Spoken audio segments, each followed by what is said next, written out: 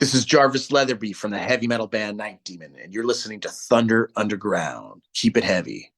Welcome to episode 380 of the Thunder Underground podcast. Trent here as always, and this week we've got a great one because Jarvis Leatherby of Night Demon is returning to the podcast. This will be his fourth time on this show. First three times featured the full band of Night Demon, so this is cool to get a full interview here with Jarvis. We talked for well over an hour about everything Night Demon has going on and everything Jarvis has going on in the music world outside of Night Demon as well. So before we jump into this great interview here with Jarvis, we're going to play some music. But first, I need to let you know who we're sponsored by. And that would be Sunset Tattoo, located in Midtown Tulsa. Their tattoos are done good and proper. They're state licensed. And yes, they are mother approved. 25 plus years of experience from Jake and his crew over there at Sunset Tattoo. They specialize in all different types of styles. If you want to get on the socials, Facebook and Instagram both are Sunset Tattoo Tulsa. You can see tons of photos there. I've had work done by Jake and I'm extremely happy with it. I know other people that have as well that are very happy. And you could be happy too. So if you call or message ahead of time, you can set up a time to go in there and talk about what work you're looking to have done. They also accept walk-ins. So swing by and tell them you heard about them on Thunder Underground. We've also got DEB Concerts. Concert promoter based right here in Tulsa, Oklahoma. And they've been bringing tons of great acts to the Tulsa area for several years now. Stuff that I don't think would have been booked in Tulsa if it wasn't for DEB Concerts like Saxon or Last in Line, Beasto Blanco, Steelheart. We've also brought in other names like Lita Ford and Great White, Warrant, Buck Cherry. The list is great and long. And they started booking arena acts at the BOK Center like Snoop Dogg, Ice Cube, Megadeth, Lamb of God, Poison, Tom Kiefer. That list is ever growing. And they book the Roadhouse stage at Rocklahoma every single year. This year is no exception.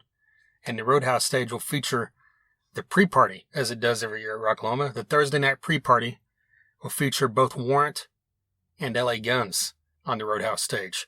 The Roadhouse stage headliners on the other three nights will be Skid Row, Buck Cherry, and Kix. Kix recently announced that they are hanging it up, playing their final show in Baltimore this fall. So this show at Rocklahoma from Kix will be one of their final performances. And I can't stress enough that this is one of the best live bands you will ever see. So do not miss that. DEBconcerts.com to be kept up to date. We also keep you up to date here, of course. Rocklahoma.com for the tickets on all that as well. Hit them up on the socials as well. Facebook, Twitter is both at DEB Concerts. All right, like I said at the get-go here, we want to play some music. I'm going to play a band now that is out of Tulsa, Oklahoma, as I tend to do a lot of times. You know, here throughout the years of this podcast, Jason and I have played music from all over the world, you know, all over this country, bands from Europe, Sweden, all over the place. But the point is, it always comes back to Tulsa because that's where I'm based, and I always like to shine light on the Oklahoma area artist. And this is a newer band, and when I say newer, I would think relatively new. I don't know exactly when they formed, but let me tell you, the four members of this band are aged 12, 13, 14, and 17. If I'm going off of memory on that, I haven't looked that up in a few days, so if I said that wrong to the guys and She Hates Me Not, I apologize. But yeah, there you go. The band I'm speaking of is She Hates Me Not. 4 teenagers out of Tulsa, Oklahoma, playing some heavy metal. So let's just jump into it. Here's their debut single called Death Wish.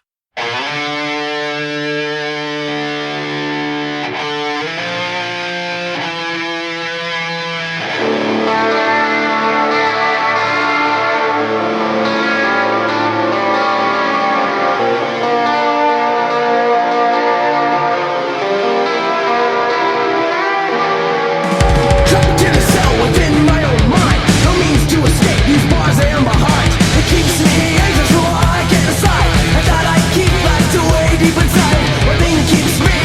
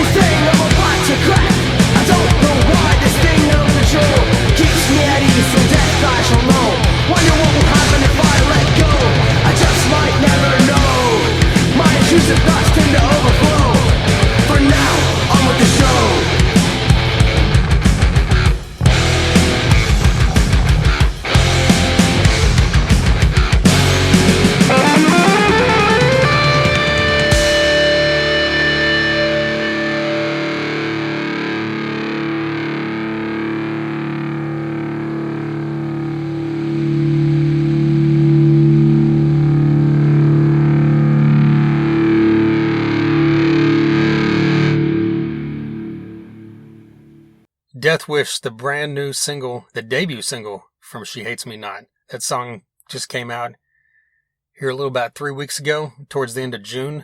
So get on the socials and follow She Hates Me Not on Facebook. They're also on Instagram at She Hates Me Not Official. Give these guys a follow so you can be kept up to date on as new music drops. They said they've got another single coming here in the very near future. They're also working on an album, I believe. And I'm working on trying to get these guys on the podcast. So hopefully you hear that here in the next coming weeks as well. So She Hates Me Not. Give these guys a follow. We do this podcast. You listen to podcasts. We do whatever. We love music because we've loved it since we were kids, 99.9% of the time, right? I'm sure there's someone in this world that started liking the music when they were 31. I don't know, but most of us start enjoying music when we're young. So to see 4 young kids playing music that a lot of us, that like metal, that have been around quite a while, grew up on, this could just go right in with the stuff that I was listening to in the 80s and 90s. And so I'm really excited to see what these guys do and where they go from here because, the whole world's in front of them right now when it comes to music. Plus, on top of all that, I forgot to mention, this Thursday night, if you're in the Tulsa area, July 20th, at the Venue Shrine, She Hates Me Not will be opening up for Radkey. If you have not heard Radkey, or if you had not seen Radkey live, you are missing out. So if you're anywhere near the Tulsa area, check out that show at the Venue Shrine on Thursday night, July 20th. She Hates Me Not, live on stage. Alright, so Night Demon, Jarvis Leatherby. Let's just jump into this because, like I said, this is a lengthy interview. The history of Night Demon with this podcast goes back nearly to the beginning. I mean, this is now the 8th year of this podcast. We celebrated the 8th anniversary not that long ago. Actually, it was on the episode I did with Dime Store Riot, a brand new band out of Tulsa. The 8th anniversary was back in May. I believe it was 2015 is when we started. I believe 2017 was our first episode with Night Demon. They came into Tulsa and they played at the Sound Pony in downtown Tulsa. They were booked there by Mitchell Gilliam of Blind Oath, who, as you'll hear later in this interview, Jarvis brings up last week on the episode that I did with Jason, where Jason came back and we just talked about a lot of new music and stuff. Jason brought up Blind Oath as well. And hey, we brought him up many times throughout the years in this podcast. But a big thank you to Mitchell Gilliam for starting Night Demon's, what's the right word? Journey through Tulsa, because they seem to have made Tulsa one of their definite stops now anytime that they're touring in America, or in the Midwest at least. And the history of Night Demon and how we, kind of got linked up with them is a little bit different than a lot of artists, because a lot of bands that will either come through or that will have on Zoom, of course, like you do as a person doing this kind of stuff, you go through a publicist or a management or whatever. But with Night Demon, Jason, who was the former co-host of this podcast with me, his cousin, Justin Poole, has a YouTube show that is very successful called Egotastic Fun Time and Talking the Orville, where he's been doing that YouTube stuff now for several years. But the point I bring him up is because Justin actually grew up with the guys in Night Demon, or at least 2 of them, Jarvis and Armand. So he mentioned to us, he's like, you got to check these guys out. They're coming to Tulsa. So we did, and it was fucking fantastic. This was actually, they came the first time, and then the second time they came to Sound Pony. I don't remember, I think that first one would have been in 2016. So then in 2017, the second time they came to Sound Pony, we sat down with all 3 of them and did an interview. And then the next time they came back, I believe it was 2018, and they played the Vanguard. That first one, yeah, like I said, the first one was a Sound Pony. So when they came back and they played the Vanguard, we sat down with them at the Saturn Room at Tiki Bar in downtown Tulsa, which I haven't even been down there in quite a while. I'm not sure if that's still there or not, but it was a cool place, and Jarvis brings that up as well. And then we saw them again in between there when they returned with Anvil, and Anvil came to Oklahoma City, and we interviewed Lips from Anvil on that episode, and that was quite an interesting episode. Me and Jason had talked about that one a few times throughout the years since, different times, because it was just quite interesting. Lips is just one of those guys that just seems to hold on to a lot of negativity, but we all already knew that, right? We've seen the documentary, but anyway, the point being is we saw Night Demon again there, hung out with him. We even went to dinner with him that night, which was pretty cool. And then fast forward to, I believe, the next year, probably 2019, right before the pandemic, Night Demon was on here again when they came back and played. I believe it was the Vanguard again, but I was actually out of town working at this point. And Jason brought in Justin again, brought in Justin Poole, JP, and had him co-host the episode with him. And they interviewed Night Demon then. So that was the 3 times that they've been on here previously. So it's long overdue to get someone from Night Demon back on here.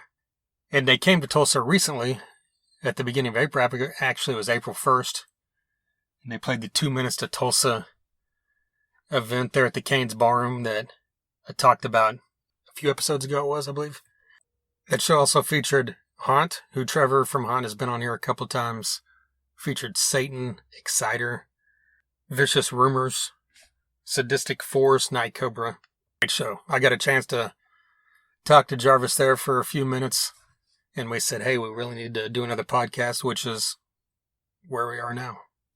We got on Zoom, sat there and talked about Night Demon's new album, Outsider, which, if you have not heard, is one of the best metal albums of 2023. I'm not just saying that because we're recording this episode right now. I'm just saying it because it's the truth. I mean, this album is a banger, and you need to check this out. We go into some talk about some songs on this album, how this album came together. We talk about the change in drummers. Like I said, those first 3 episodes featured the entire band, which featured Dusty Squires. Dusty has since left the band, but it actually wasn't that long ago. Jarvis goes into detail about all of that. Also talks about what he's doing outside of Night Demon, which he's managing bands now. Satan being one of those bands. Visigoth, Midnight. I know there's a few others.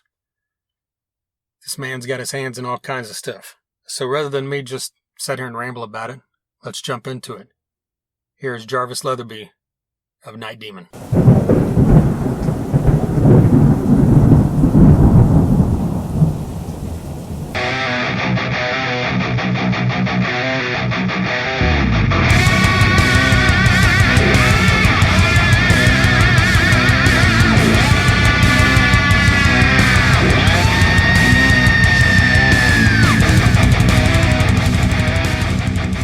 So what is it that brought you to Ireland? My girlfriend lives here, so I've been kind of living here half the year since 2020. It's fucking awesome. It's really cool. And like, since we do a lot of stuff in Europe, it kind of helps financially, like not sending the whole band back to the States every week or two, Right. Just come back and do festivals and stuff in the summer, so no, it's pretty sweet, man. Had you, well, I assume you had been there on tour before. Had you spent much time there before you ended up moving over? We had come here twice before.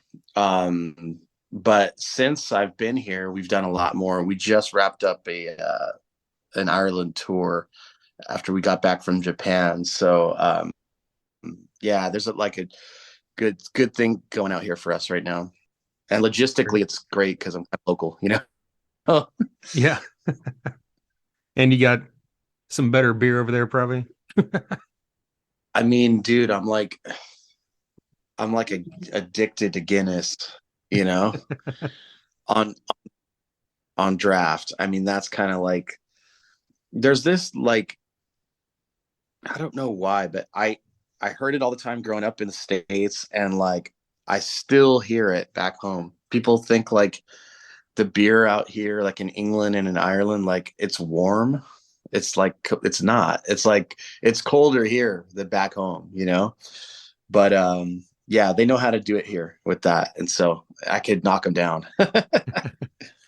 So I wonder where that misconception comes from. Is there just, I wonder if there's just a certain type of beer that was warm or something? I have no idea. Yeah. I know in Germany, I know like in Germany, like the beer is usually not as cold, and people just drink them kind of like non-refrigerated, which I hate. Yeah. Um, and I don't really care too much for the German beer. The Germans love it though. It's like they always ask, how's the beer? Have you tried the beer? But everyone in like town thinks they have the best beer, but it's like, man, when you go to places like Belgium and stuff too, it's like, wow, that beer is incredible. So, and now, in the States, right? Like there's so much beer now, right? Like so many, especially in California where we're from. And even like, every time I come to Tulsa where you're at, like there's just a ton of breweries, and everybody's all about the beer. Yeah, it kind of exploded here in the past 5 to 10 years as far as all the breweries and everything. Absolutely. Well, speaking of Tulsa, last time I got a chance to talk to you for a minute was at the 2 Minutes to Tulsa event in early April when you guys were on tour with Hunt and Satan. Like, Right. how was how'd that whole tour end up going for you? I know It you went had really, some bus issues right before you got to us, I think.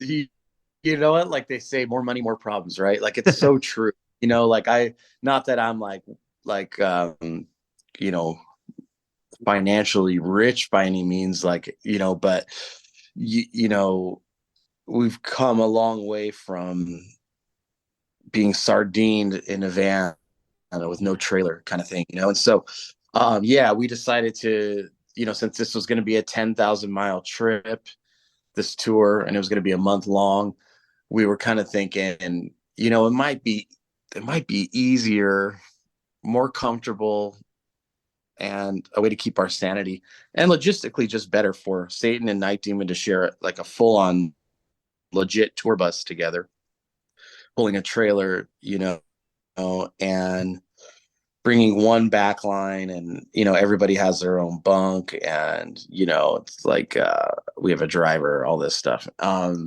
And yeah, in theory it was great, but it's like, we had some logistical issues with the bus, and like we thankfully we never broke down, but like we were going through some crazy weather because we were traveling the whole country, right? And like that's a weird time of year, that kind of like mid to late spring, right? Yeah. Where it's like you can be in places like Tulsa or Texas, and it could potentially be pretty hot, but the day before or 2 days before, you're like in Denver or you're in Des Moines or something, and it's like snowing, right? So we had an issue where, so the bus rides on these airbags, and that's kind of like the suspension, right? Yeah. So we had some, it's kind of like, so you have that kind of floating boat kind of motion when you drive, right? Instead of, because I mean, that's a lot of vehicle. It's 45 feet long, and I don't know how many tons it weighs, right? But um, it's basically like we, without those airbags, I mean, it's a rough fucking ride. So like we had some issues where sometimes it got too cold, like when crossing the Rockies and stuff, and the lines that went to the airbag froze for some reason, Oh, and wow. so had no suspension. So I mean, we're just there's people falling out of their bunks and stuff. Farther back you are in the vehicle, right, the crazier it is.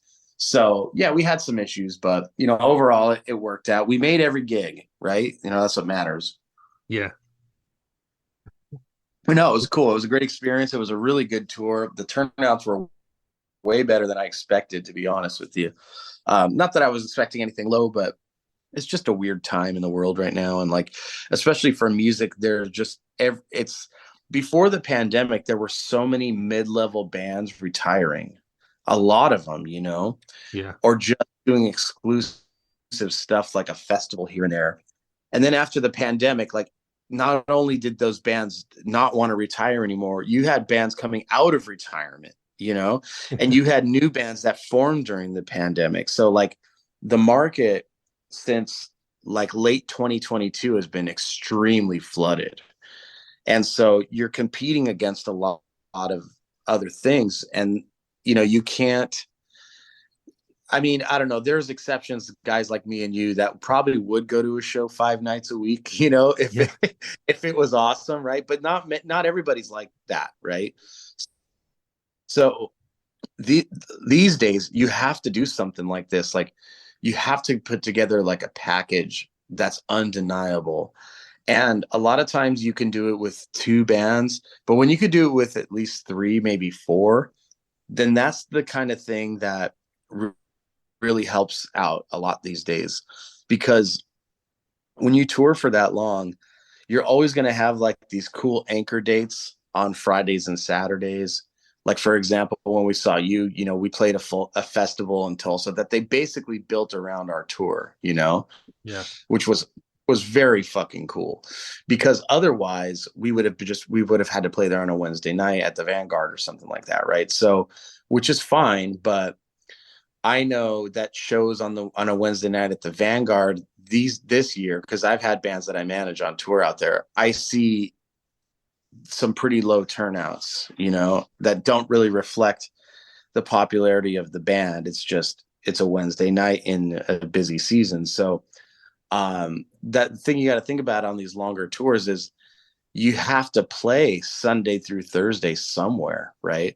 So when you can put together a strong package of bands like this, that's the kind of show that brings out the metalhead on any night of the week. That's going like, look, I'm not gonna like each of these bands can easily individually tour on their own, and they have. And but when they're together, it's like, okay, this is a show that I'm just gonna have to go to.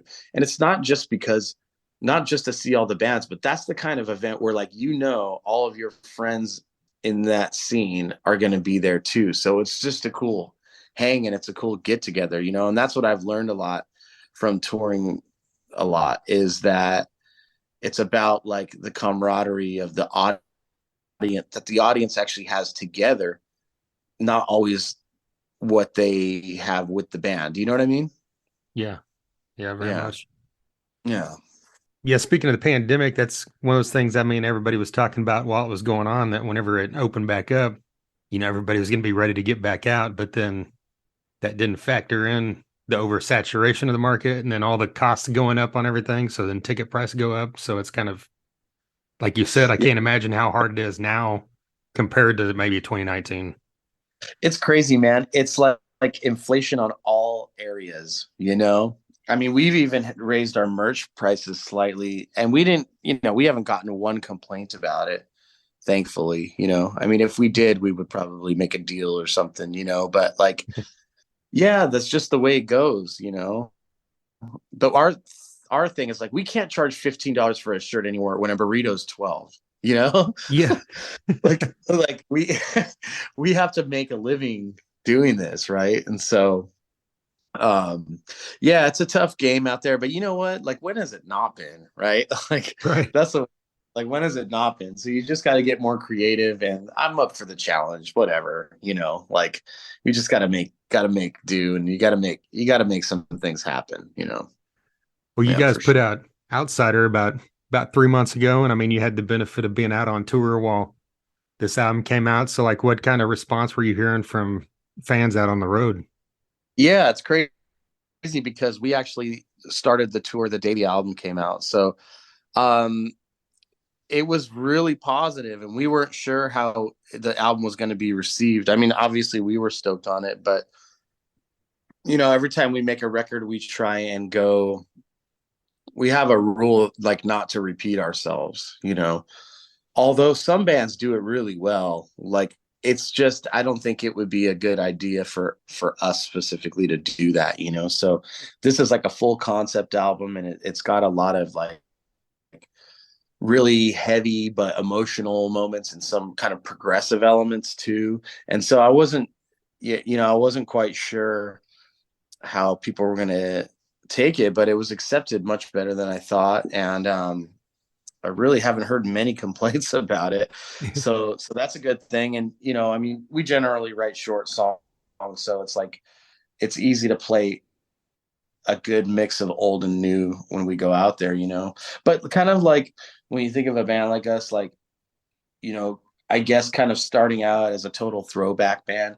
I mean, if you listen to our first EP and then our first album, Curse of the Damned, and then our second album, Darkness Remains, I mean, we pretty much, in our minds, covered everything you can do in like an old school genre, right? And so we kind of, we were heavily influenced by that stuff, and we put our own spin on it, and now it's just kind of naturally evolving into, like, I guess, who we are. So that's a really cool thing, and I'm looking forward to like taking that into the future when we make another album and seeing what that's going to look like. I have no idea now, but it'll get there when the time comes. But yeah, all in all, it's been really good, and we're going to be touring on this album through 2025. So Oh, we've well. got a lot of stuff coming up. When you guys were writing this, it wasn't kind of like a conscious effort to push it forward. It was, I mean, you're saying it just kind of naturally happened. Kind of naturally happened, but I mean, there are always moments where, like, you bring in an idea to a song, and we always have to put each other in check and go, wait a minute, we did that in another song. You kind of get Oh, stuck in your ways of writing stuff, and you have a style, but at the same time, it's the crazy thing is it's easier to plagiarize yourself than anybody else, right. subconsciously. You just kind of do. And it's like you got to just get in the mode of changing that up. And that's why it's always good to write songs with a band, because you have other people there that can, like, step in and notice things that you don't. And it's also, they're a part of the band, so they're definitely gonna notice that stuff more than anybody, more than the casual listener, actually. So it's actually a good thing to have that kind of feedback, because a lot of bands, I mean, people, there's like one guy who writes everything, so I mean, I could say that even with Satan and with Haunt, like, each of those bands, there's one guy who writes everything, and then just Right. comes to the band with, here's the song and the lyrics, and it's great stuff, don't get me wrong, but um I might not even be capable of doing that, to be honest, but but uh but yeah, and I like the collective effort in anything, really. Yeah. Yeah. It gives you Like, different. just like you. Yeah, remember when you used to have two co-hosts? Yeah. I remember those days. Yeah. Yeah. It That was changes. Yeah. It's a totally different dynamic, we but had yeah. some. Yeah, but it's cool, man. Like, it's good that you're carrying the torch. You got to keep it going, man. Like, that's how you got to do it. Yeah. But yeah, it's funny. That's like I'm the only original member in Night Demon, so Right. uh, that's the band's better than ever, and it's like a true band now. Like, it's never it's firing on all cylinders. So I mean, that's just how life goes. You just gotta wade through it and find your people, and still be cool with people you used to work with too. I mean, that's good, because then you leave the door open and you never know what's going to happen.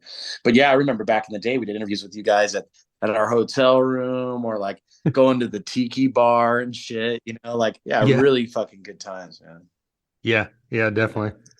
Yeah. It was kind of daunting at first when I was doing it by myself. And I actually had several people hit me up, about coming on board as a co-host, but it just seemed easier to, manage my own time since I'm out of town a lot. And now I'm kind of in Yeah, the groove and used to doing it by myself. So it's not as bad as of a transition that's as I awesome. thought it'd be. But Yeah, absolutely. That's cool, man. That's yeah. cool. Do it on your own Yeah. terms. Yep.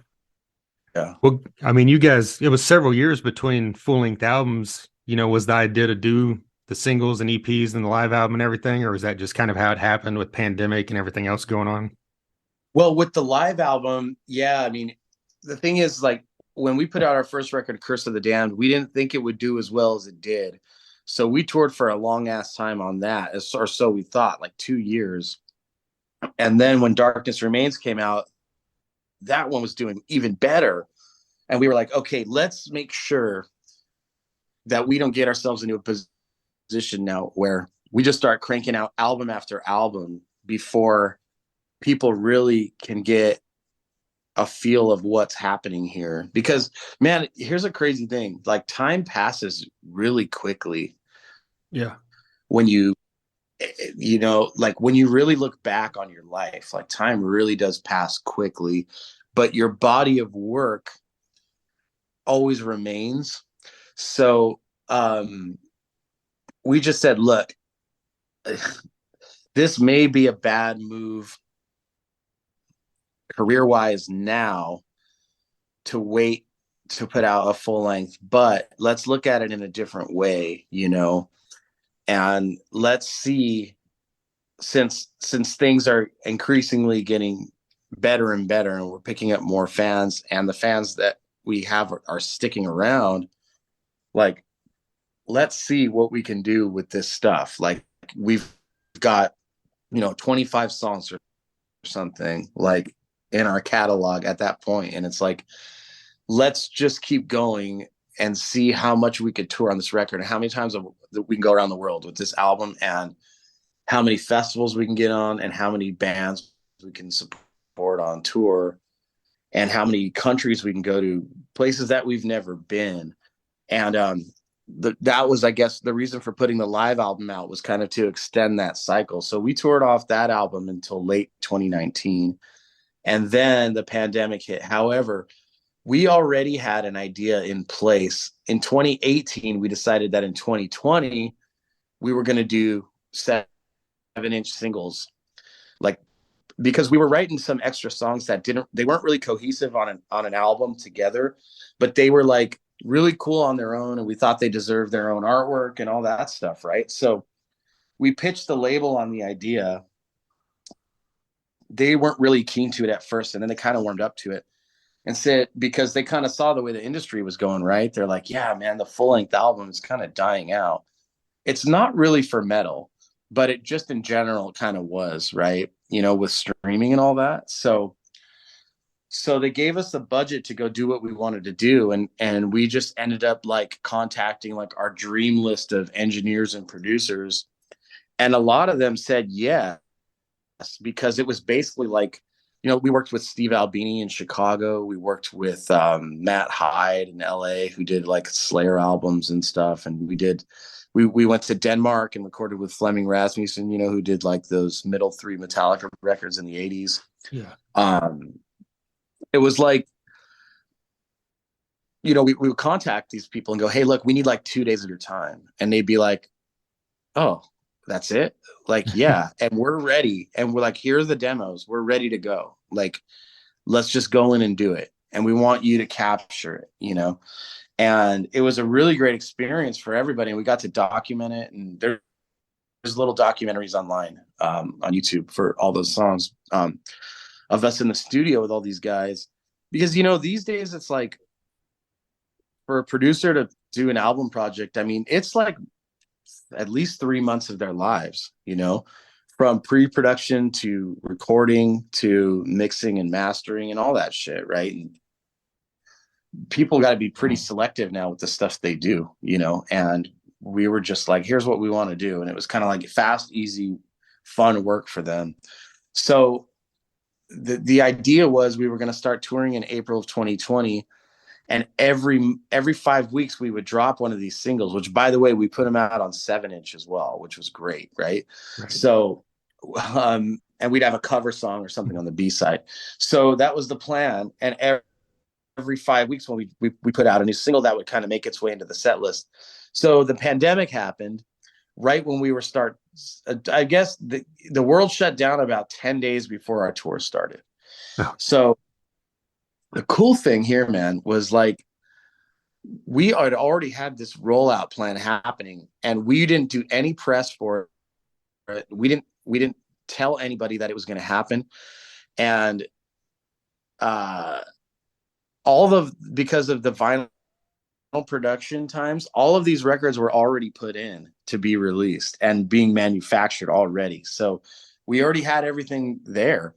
So what happened was, at first we were freaking out because we're like, man, the world's going to hell, and like we're going to be sitting on a lot of fucking records at the end of the year, Yeah. like we gotta move these things, because it's like 1,000 7-inches of five different singles, So luckily they went well and sold out the first weekend they went on sale every time without announcement. So I think what we realized was that during the pandemic, nobody can do anything. So we had everybody's attention. They had time to sit down and listen to the music and digest it and go, oh, okay, I'll buy that. So it happened from April 3rd that year until August 7th. Every 5 weeks, we'd put out a 7-inch and we wouldn't tell anybody, like, there's another one coming. So people didn't know, is this part of an album? What's going on? Is there another one coming out? And then it got to a point where they're like, when is this going to end? Like, Yeah. so it ended after 5. And right when the very week that last one came out, we started our podcast, which is now, as of today, 151 weeks consecutively running. So, yeah, so we were busy, man. Like, it's not like we didn't do anything between albums. See, that's how it'll always look on paper. You know what I'm saying? Like when Yeah. you look back at the history of a band, you kind of see that. But we were extremely busy and we spent a lot of 2022 on tour. We did over 100 shows. We re-released all those singles on a 12-inch called Year of the Demon. It's a compilation album. So there's 10 songs on that. And so we felt like we had to do a touring cycle off of those songs before a new record came out. But the new record was written and recorded during the pandemic, and it was finished before we went out on tour on Year of the Demon. So, but that's how it is, man. You have to be patient with this stuff sometimes, because it's funny that for years people were asking for a new full-length album, and now you're saying you released an album 3 months ago, right? Like one Right. one day you'll be saying you released that album 3 years ago, right? One day it'll be you released that album 30 years ago. So that's what I'm saying. When time goes fast, you can wait in anticipation for something for a long time, but once that moment's here, it's gone, right? So it's like the moment will come, and when it does, it's going to be good, and when it does, the timing is going to be right. I kind of see it like when somebody owes you money, like you really want them to pay you, but even if they pay you a year from now, it's like, well, you're going to need it then too. Yeah. Like you're grateful when you get it, whenever that is, Yeah. whenever you get it, it's a good time to get it, right? Yeah. Yeah. So Well, it's like the sorry, old, the when's long Chinese answer. democracy going to come out, and now it's been out for what, 15 years? That's kind of funny too, because like Guns is reunited now with Duff and Slash, and like they play those songs live, you Yeah. know? Yeah. I was too hot on that record. It wasn't as bad as I thought, but I kind of think a lot of people like myself were expecting like an older Guns kind of sound. Yeah. And if it was going to be crazy and it was going to take that long, I expected it to be even weirder, like a Radiohead thing or something. You know what I mean? Like something that was totally experimental, but it was so experimental that like it was genius. Yeah. And it was like some kind of masterpiece, right? But that's what sucks is like when you build that much anticipation, it puts a lot of pressure on you, right? So I feel bad like for Axel because he was just trying to make a record. He wasn't you know what I mean? Like he was just trying to make his next album, and it just took a long time. There's probably a bunch of reasons for that we have no idea about. Right. So we can't assume that he was in the studio for 10 years every day. Right. Yeah. I highly doubt that. No. Oh. Back to Outsider, I'm a big fan of intro songs, and I absolutely love Prelude and how it, incorporates in the melody of Outsider as well. And it's kind of even a perfect like live opener, which I was expecting whenever I saw you live, and it happened. So just kind of, was that written for the live experience, or was it just written as a, intro for the album, and that's just the way it played out? Yeah, thanks for that. Yeah. Written for an intro to the album. And yeah, prelude, like in musical terms, is like a precursor to like a certain melody, right? So the song, the title track Outsider was already written. And then I thought, well, let's take this riff and like slow it down and mash it up a bit. And we used an old Jupiter 8 synthesizer that Armand has that we've used on most of our records for different things. And, kind of wanted to create, we wanted the tone of the intro to set the vibe of the story and the whole album. And we were kind of going for a John Carpenter-esque kind of like sound and feel. And that's exactly what we got. As a matter of fact, there is one part in that song where, like, kind of near the end, where it gets heavy and the drums kick in. It's just like these pounding toms. I wanted to get this sound effect from the movie Christine. There's a part where you've seen the film.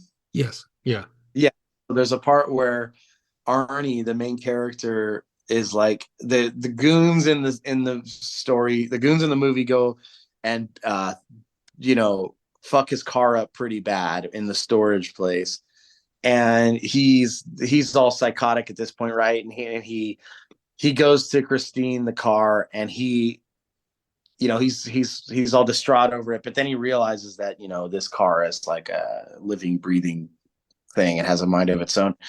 And he says that line, "Show me," and then the headlights come on, right? And the car comes to life and fixes itself. But when the headlights come on, there's a sound effect that goes bing, right?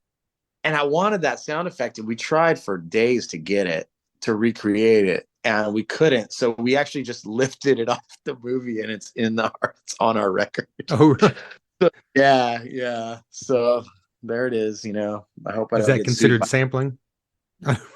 Yeah, I would suppose so. It's underneath a bunch of musical compositions, so it's not really noticeable, and it doesn't tick off any algorithms. So I think it's okay. But yeah, that was the thing. We borrowed it. I'll say that. Yeah. Well, after the title track "Beyond the Grave," really jumped out at me. I know you mentioned earlier, you usually write short songs. This one's a bit longer for a Night Demon song. Like, talk about how that song came to be.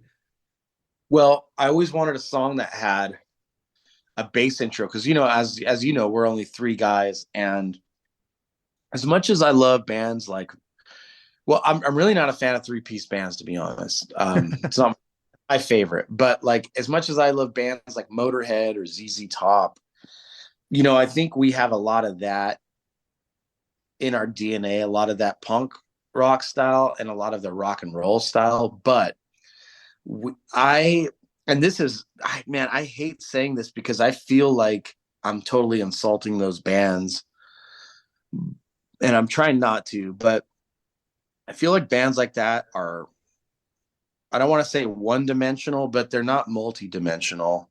I guess if you're more than one, you're multi, right? But you know what I mean? Like, I think of what we do as three guys, it's it's it's more than Motorhead, but it's less than Rush. Right. And um I like that happy medium. And I think we're always just, our innovation comes from just trying to do more musically with three guys without playing to backing tracks or anything like that. I mean, I know Prelude has a lot of instrumentation on it, but we all play that. That's all, we're playing all the instruments on that recording.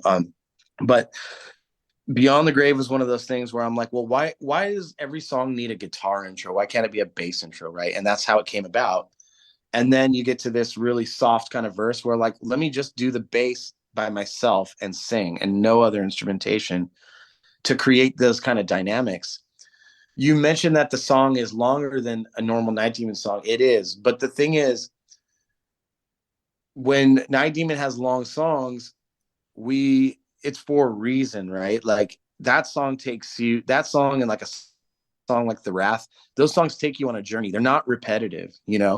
There's Yeah. there's not there's a difference between that and your traditional long metal song that's 5.5 minutes plus, where all they're doing is repeating verse chorus, you know what I mean? Or the solo's just way too long. With that song, you can really hear the different directions that it takes you. And that's why it needed to be that length. Does that make sense? Yeah, yeah, definitely. This is something we spoke about in Tulsa, but on the press, everything leading up to this, all your press photos and everything, including Dusty. And then I got to the show, and that's the first time I had seen that Dusty wasn't in the band, and you guys kind of announced it later. You know, if that's something you could talk about, the departure of Dusty and how that came about or why. Yeah. Yeah, sure. I guess it's just a simple, to put it in simple terms, I guess just burnout on his part, He had been in the band for 9 years, and during the pandemic, I started living in Ireland and he moved back to Pennsylvania and Armand was in California. And I think he kind of reconnected with his family and his roots. He's from a really small town, and he got a new girlfriend that he got pretty serious about too. And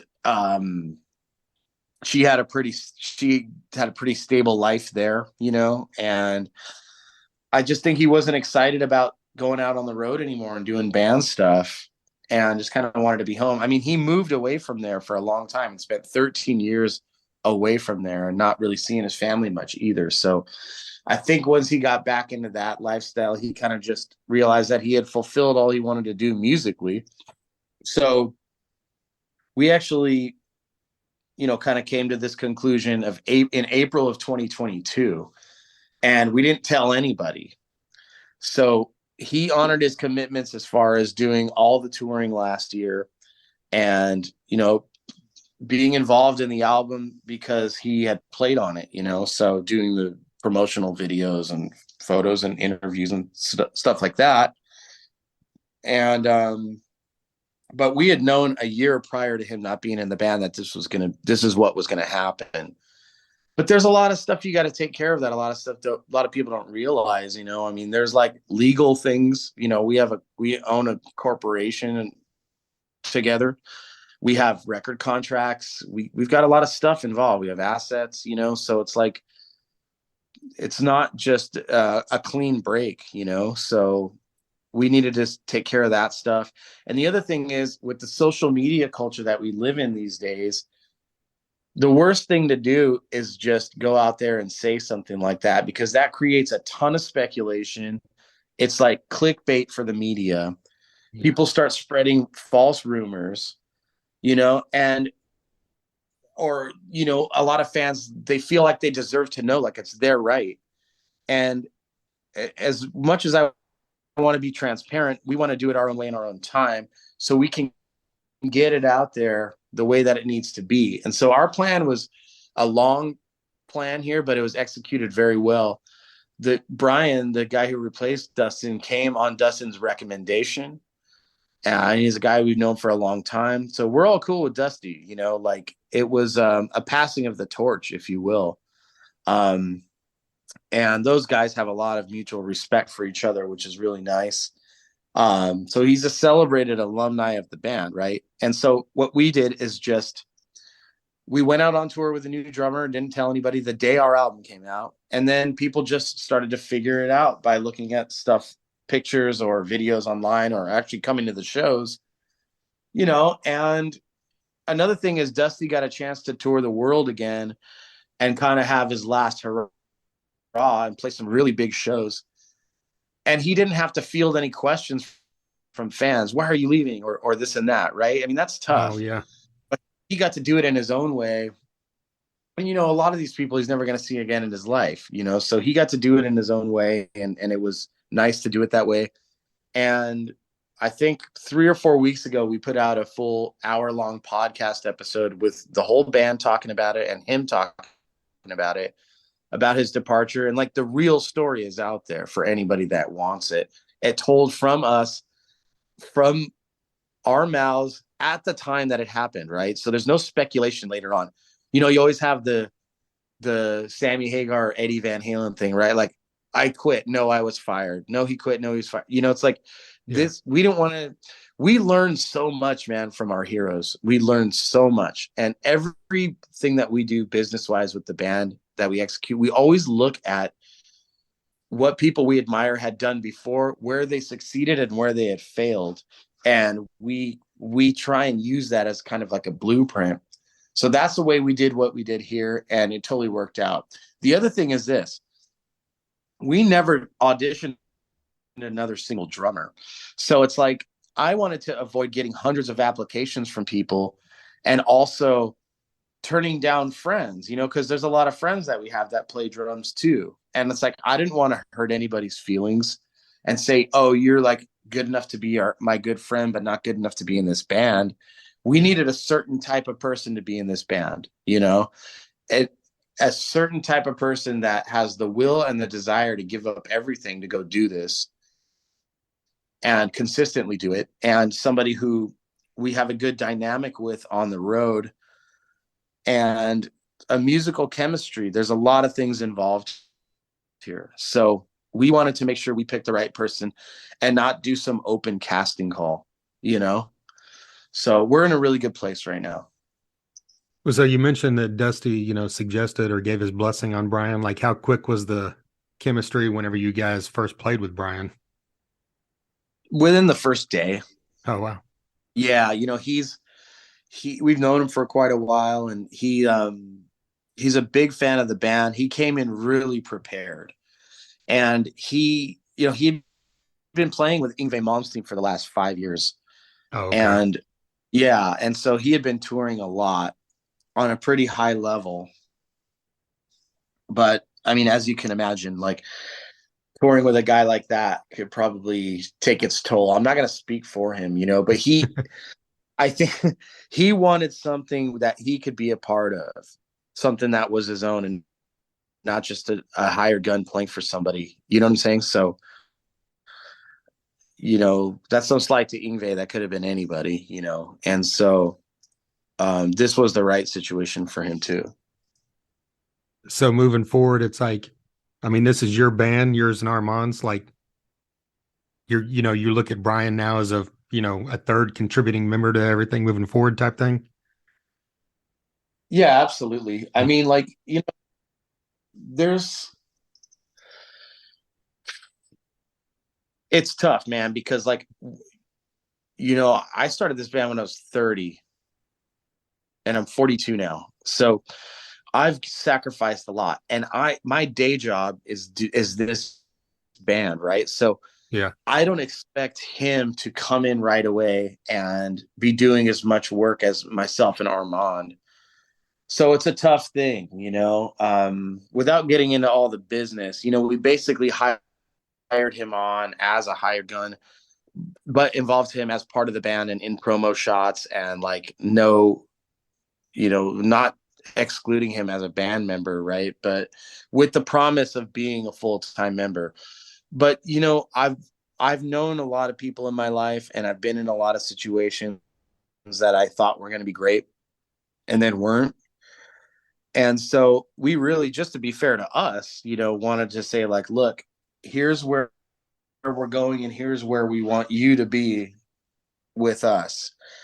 But in all fairness, like we're going to pay you a living wage. We're going to pay you, whatever you're getting paid with Yngwie. Your lifestyle's not gonna go down from playing in a less popular band or whatever. And we will take on all the risk of whatever happens. And but we need to be we need to get into some sticky situations with you before we decide this. Do you know what I mean? Yeah. Just like it's like a marriage, right? You're not just gonna, if in the puppy love phase of a relationship, getting married, you see how all those end, right? You gotta, it takes a long time to really know somebody. And the way you do that is by going through experiences with them and seeing how you all react together to things and respond, right? Yeah. So far, so good.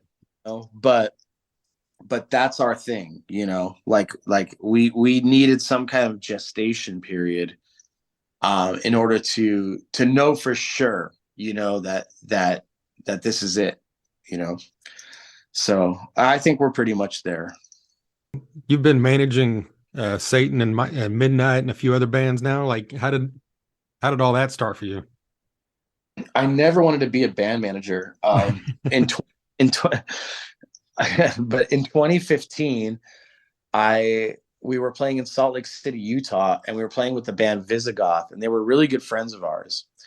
And they had told us like, hey, they were all excited because they were like, hey, we're gonna sign with this manager out of LA, and then we're gonna sign with this booking agent on the East Coast. And I was like, fuck, I know both of those people, and I'm like, that's a really bad idea, you know. But I'm not here. I hate talking bad about people to other people because I'm sure people do that to me, you know, and it's not fair. Like I don't think that that's why I hate cancel culture because none of us human beings are so complex, you know, none of us are one thing.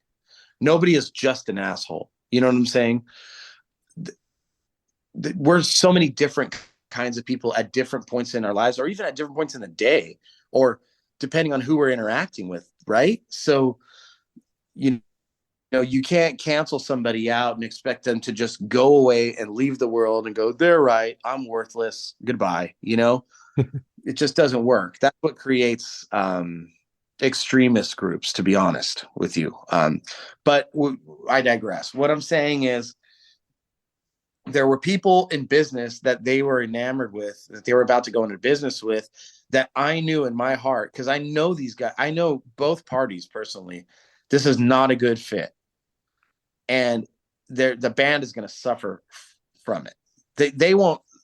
The business people won't suffer by not picking them up. You know, so um, they said, "Well, why don't you manage us?" And I said, "Okay, I'll give it a shot."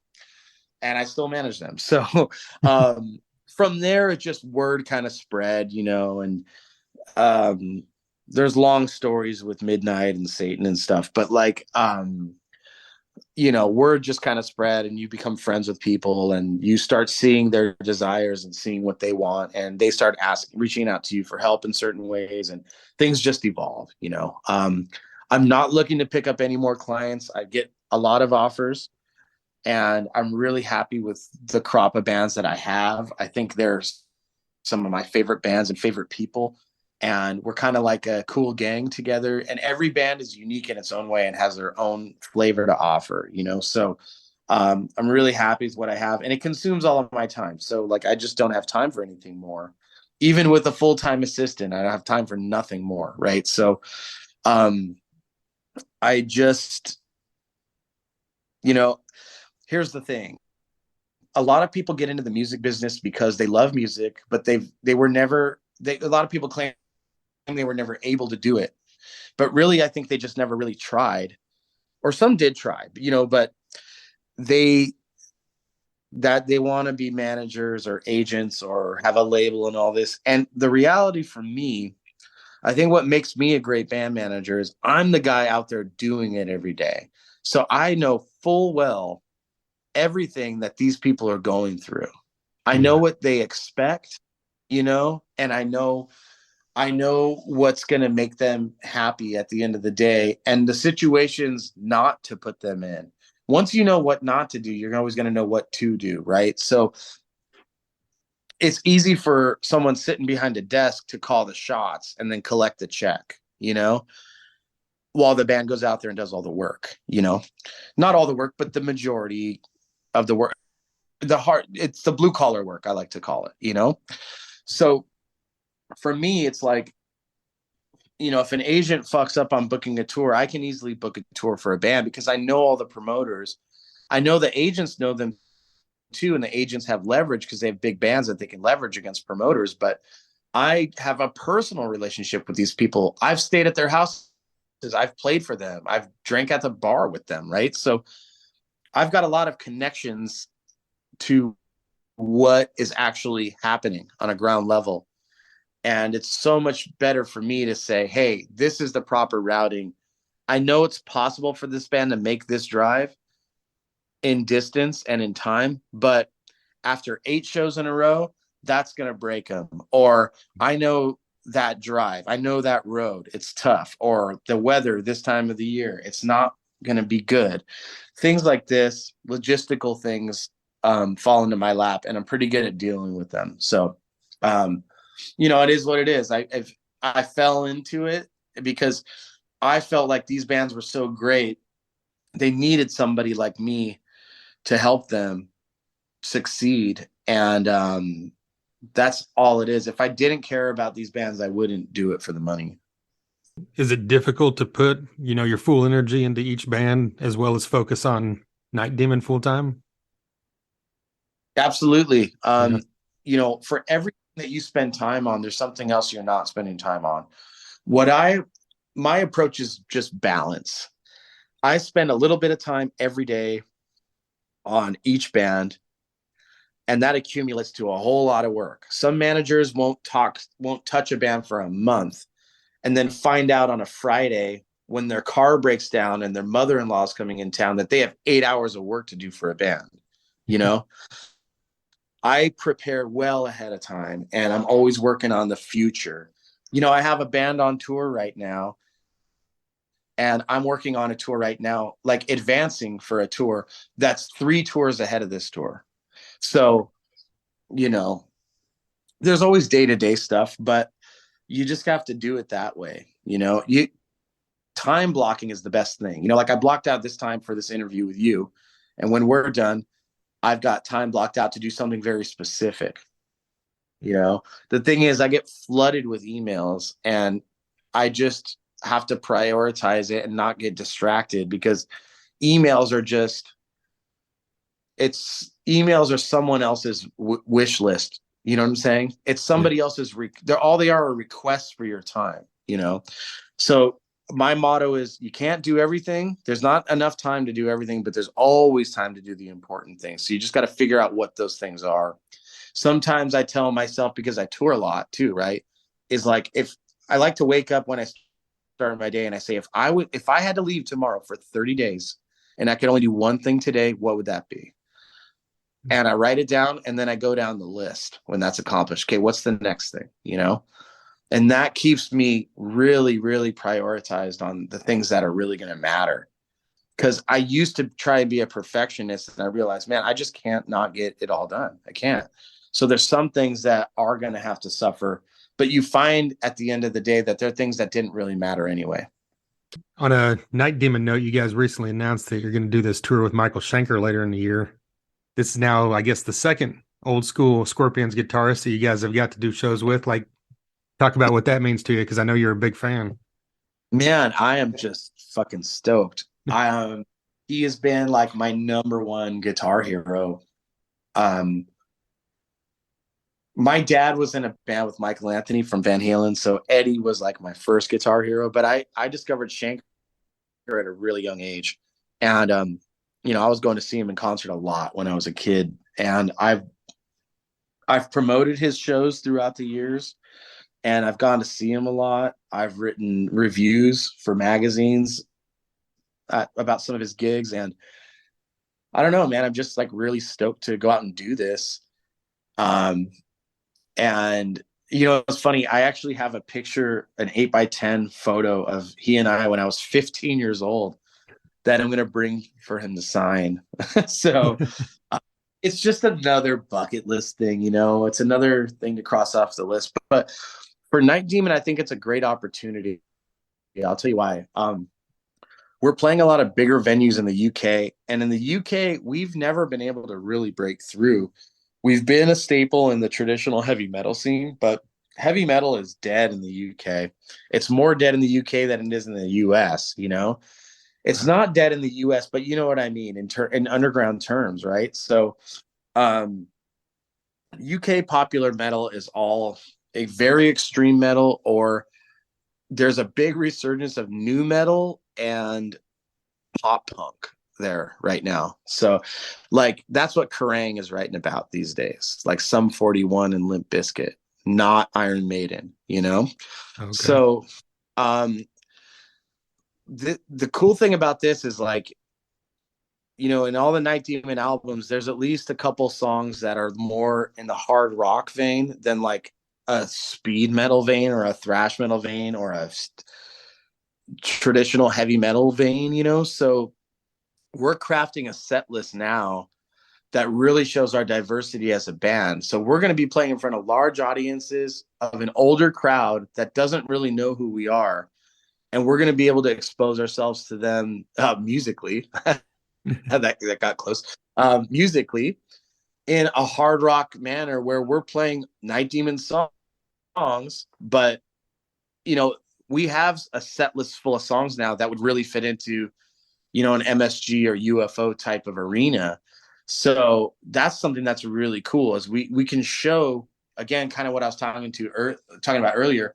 We can show how multi-dimensional we are while still being ourselves, right? Picking songs from our catalog and not having to create something to try and fit in. So I think that's what's really cool, and I'm really looking forward to testing those waters. I mean, is the thought of playing in trance there at all, or no? No, we retired that song Okay. when Uli played it with us. Okay. Um, you can't top that, man. Like we'll play it again if Uli comes on stage and plays it with us. But Yeah, the good fact point. that we recorded a live show with him playing with the band, like I would like to let it live and die there in that moment. You know what I mean? Like, I think it's going to be all originals on this run. Yeah, my first introduction to Shanker when I was a kid, I think, was the Macaulay Shanker stuff because, it was just on the radio, when I was Yeah. like 12, 13. And, I'm just a huge fan of that whole era. And I know a lot of diehard Shanker fans kind of pass over that because it was a little more glossy and, maybe radio friendly. But I don't know. I just Okay. kind of always go back to that stuff. Here is That's so glad you said that. Here is I can relate to you. My first intro to Shanker was the song "Save Yourself," Okay. right, from that era, and then the self-titled album that they did, which was the last album that they did, is phenomenal. I must have listened to that thing 1,000 times. That's what his guitar playing on that is fucking intense. And the coolest thing is that this run of shows we're doing with MSG, Robin McCauley's singing. Oh, wow. Like, is So the only I'm singer, or is it like it's not the Michael Schenker he's Fest thing where it's got all the no, singers? Okay. no, he's a singer. So I'm sure we'll hear "Save Yourself" and stuff like that. I absolutely love that era. I know it's a little more hair metal, and that's why people might not like it as much, but I like all eras of his band, to be honest. I really do. And they all have their time and place. So to be able to play with him and see a show where he's going to be covering his whole career in a way, I mean, that's great. Again, diversity is fucking good, man. Yeah. Have you had the chance to ever meet Robin McCauley? I met him once. I Okay. met him in Germany in October of 2019 or 2018. When they were doing Michael Schenker Fest. Um, so yeah, I met him and Doogie White, and I met Gary Barden. I met Michael. Me and Michael have met many times, but he doesn't remember any of them. So, um, but that's okay. That's okay. I remember them all. Now I get to share the stage with him. So Yeah. yeah, I'm pumped, man. Like it's just one of these things. I just really want to enjoy this. Yeah. Well, yeah, I just asked that because I've had Robin McCauley on the podcast like 4 times now, and he's like easily one of the nicest people I've ever talked to. Man, how Yeah. cool is that? Yeah. He's so cool. That's cool. I did not know that. I'll have to go back and listen to those episodes. But yeah, he actually lives pretty close to me in California, and he gave me his business card and everything. And he was telling me he was doing Raiding the Rock Vault show in Vegas. Yeah. He's a phenomenal vocalist. I mean, he's got to be my favorite in of them all with the Shanker stuff. Obviously, there's some people, Graham Bonnet and Gary Barden. They were on some classic songs, and they have their place there. But pound for pound, like vocal ability, it's Robin McCauley all the way for me. Yeah. Yeah. Same here. Yeah, Well, you that's guys, awesome. And I'm, too, right? It's insane. What is he, like 70 now? You yeah, know, I mean, yeah, he's right. He's around that. He might be early 70s now. that's crazy. I mean, he's just such Yeah. a great player still. Yeah. Well, you kind of, early on mentioned, playing in Japan and Europe and obviously Ireland, everywhere, you guys have hit across the world in the past many years. Is there anywhere that you've kind of been surprised to find support for Night Demon coming from? Yeah, and you know what? I never noticed it more than on this last US tour. It's like I am more inclined these days when we do any headlining shows to stay out of the major cities, to be honest with you. Like Yeah. I find that places like LA, New York, not so much Chicago. Chicago's a really, really good blue collar town. But LA, New York, London, Paris, we actually do pretty good in Berlin. Um, Tokyo's good. I find that logistically, they're expensive and they're a real pain in the ass for us to do. They have radius clauses that keep us out of the outer lying areas. They have the lowest turnouts of the tour. They have the least enthusiasm from the audience. That's probably because they're spoiled and get to see gigs all the time, you know? Yeah. So I don't really blame them for that. And they're always underplays. They're like in the smallest venues, you know, imaginable in the cities that have the most people. So I find I really enjoy playing in the outer lying cities. There's bigger turnouts. There's a way better vibe. People are way more stoked to be there, and everything just works out better. So I would rather play three neighboring cities outside of a big metropolitan area than just play in that area. If we're supporting a band, I'll go anywhere, you know, anywhere the tour goes, I get it, you know. But as far as headlining stuff, you know, it's all about the smaller markets. They just mean it more, you know, and they're just so much happier to be there, and like makes us happy to be there, you know. Oh, I mean, you're kind of in tune with a lot of, metal these days from, being a manager, being out there touring and everything. Is there anything new that you've heard in 2023 or maybe even last year that you're really digging? Yeah, there's a band called Bloodstar out of Salt Lake. They're pretty awesome. There's a band called Amethyst out of Zurich, Switzerland. They're a great old school band to listen to. Early Moods out of LA. They're a cool doomy style band. Um, those are the three off the top of my head. Um, Okay. but yeah, I'm pretty much just involved in what I'm doing. I'm Yeah. really bad at do stuff, you know. Well, But it takes up all your time. Yeah. every now and again something catches your ear. But usually for me, it's like when I see a band, you know, and when we're playing out on tour, playing festivals, that's usually when that happens. And I Okay. got to give a shout out to Blind Oath out of Tulsa. Oh, yeah, absolutely. Yeah, I love those Yeah. guys. And you, Yeah, we've done some shows with them, and they're kind of they're the reason that started our whole Tulsa connection. I mean, we knew Justin Poole. We grew up with him, but we never went out there to see him or anything, you know, like until those guys from Blind Oath started bringing us to town, you know. So, oh, that's right. um, Mitchell brought you to Sound Pony first, right? right, and then we did Yeah. the Downtown Lounge, and then Vanguard, and Canes, you know. So yeah, we've Tulsa's a great place for us, man. It's one like, and I would consider it a smaller town, even though it's not. It just has, it's got a hometown vibe at least, you know? And like those are the kind of places that we really want to be. Yeah. Yeah. The downtown vibe in Tulsa is definitely way better than it was a decade ago or so. So, Yeah, man, it's just such a cool, like it's a hip happening area, but there's still enough real people down there. That's what I really enjoy about it, you know? And now I'm every time I go, I'm starting to see a lot more tourism there, which is really nice to see, you know? It it keeps everybody on their toes, I think, you know? Like people that own businesses and shit like that, because things sometimes get too localized and people just stop caring, you know? So it's always good when you have people from out of town coming into town for events and stuff like that, and to see what it's all about and realize like what a cool place it is. Because being from California, you think of like Oklahoma as just like, what the fuck, right? Right. Like, why would I ever go? And the thing is, the majority of my touring years leading up to 2015, 2016, we would only go to Oklahoma City, which is a horrible place for gigs.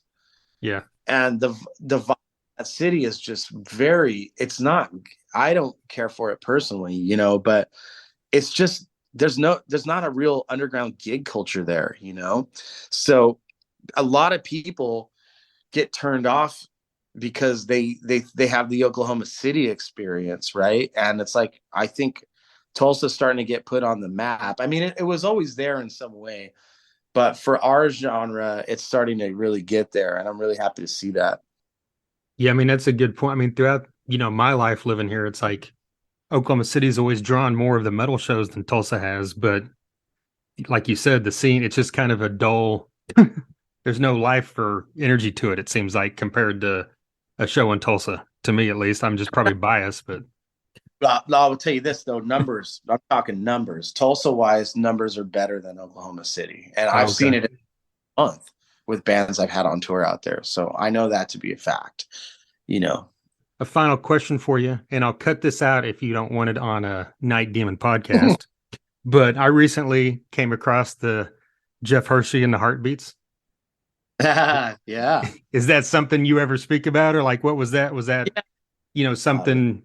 I mean, I've is talked that to a style of music you were into as well as metal growing up, or how did that come about? not I hated that kind of music when I grew up. Okay.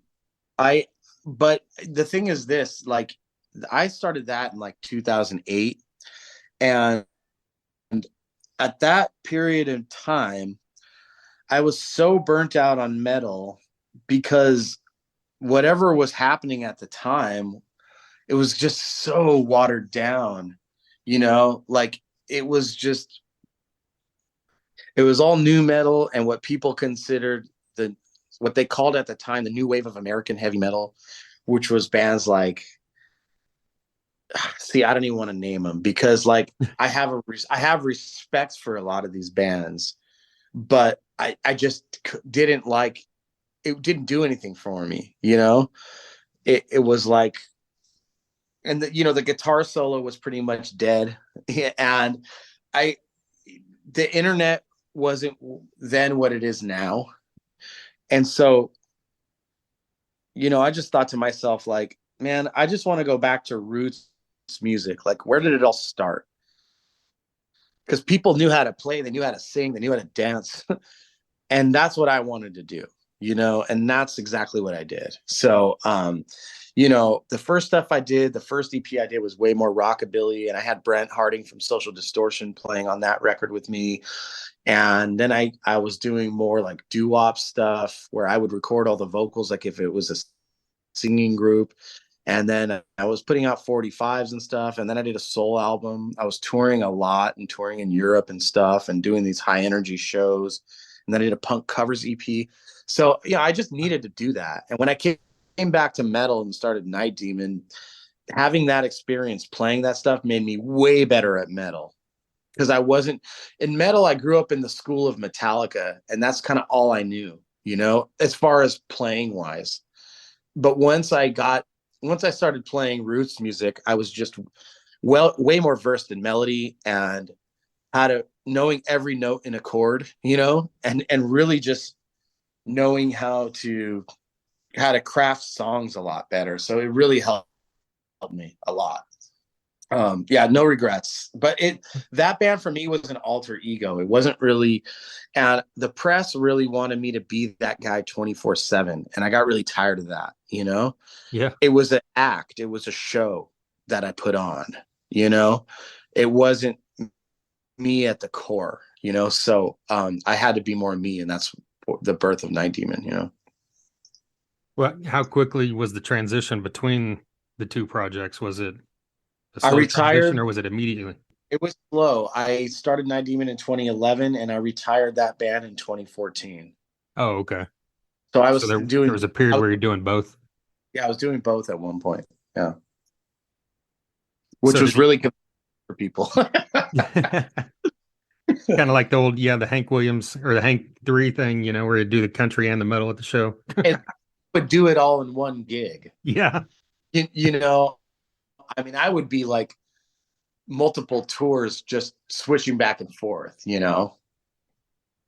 Did it? Yeah, he just did it all in one show. He'd have the country set, the blues set, and then the metal set or something, you know. Yeah. Yeah. But did it revitalize you as far as, like you said, in that kind of time period you weren't into the metal that was out there? Did it, when you came back and Night Demon went into full swing, did it kind of revitalize your love for Yeah, absolutely. everything? Because Yeah. I was playing the style of metal that I wanted to play, and people actually wanted to hear it. You know, I started Night Demon for fun while I was doing the heartbeats because I didn't think anybody wanted to hear it. And once people heard it, and we were getting festival offers and label offers and stuff, I shocked the shit out of me. And I was like, really? And then at that point, I said, all right, you know what? Fuck it. I was, like I said, I was 30 years old, and I said, this is normally, every 90% of the people that around me that I grew up playing music with was quitting music at that age because they hadn't had any success doing it, or they hadn't had the success they wanted doing it, and they were just giving up on it and starting families and trying to get a quote unquote real job. And I just, the thought of that it just turned me off, and I started to get pretty depressed about things. And so I just said, well, I could go that route, or I could go for broke. And, I was homeless for a little while, and, I don't know. I knew that people might have judged me for it, but I knew that I owed it to myself to really try and put everything I had into it. And so that's what I did.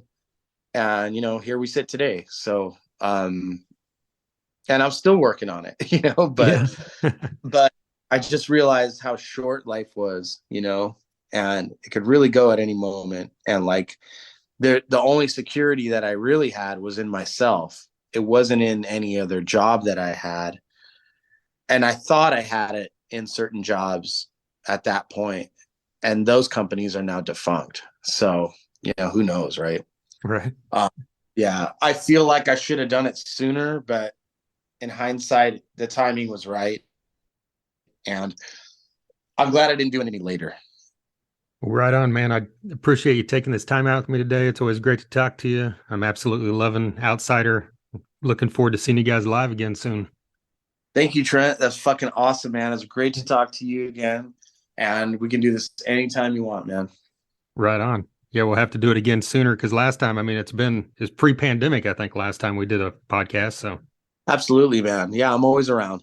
there you go, Jarvis Leatherby of Night Demon. A huge thank you to Jarvis for taking some time out there to give me a call and talk about everything you just heard.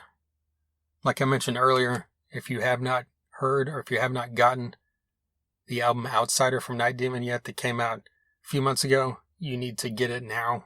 It is excellent. So much great stuff you heard there. Can't wait to see Night Demon live again. If you have not seen him live, that's another thing you definitely need to do.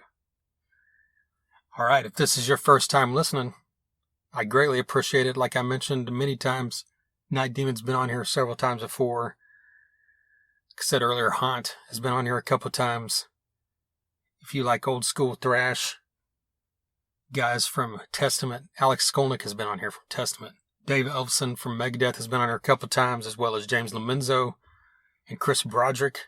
Megadeth, Black Label Society, Act of Defiance, Nethermore. Chris Broderick's in In Flames now. James Lomenzo was in John Fogerty. Lots of guys from Megadeth have been on here is what I'm trying to say. Toxic Holocaust, Death Angel, Battlecross. I know I'm forgetting some thrash bands, but guys from bands like Corrosion Conformity, Prong, White Zombie, Typo Negative, Helmet, Death Leopard, Kiss, Guns N' Roses, Dio, Whitesnake, Winger, Warrant, Motley Crue. The list is long, people. Check it out. 379 previous episodes. Just recently, like I said, Dime Store Ride, a brand new band out of Tulsa, was on here. Like I said, Jason came back last week, and we had to talk about a lot of new music and some concerts.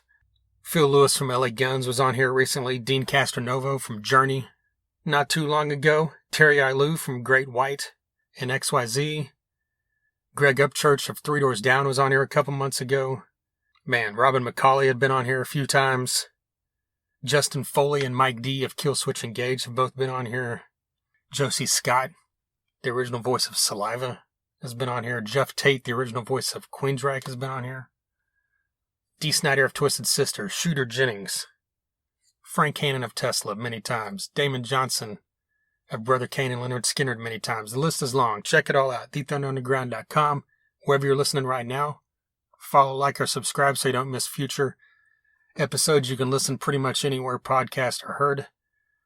Follow us on the socials, Facebook, Instagram, Twitter. Hey, I'm on Threads now, too. Haven't posted anything on there, but figured, hey, got to join the masses, right? And join that thing. TikTok, same thing. So, anyway, follow on all those future episodes. We've got an episode coming up with Peter Summit of Crashing Wayward. He's going to return to the podcast to talk about their great new album. Also, Chris McLernan, the bass player of Saigon Kick, has a new band called Canel. I think I'm saying that right. If I'm not, by the time he's on this podcast, I will be pronouncing it right. I promise you that.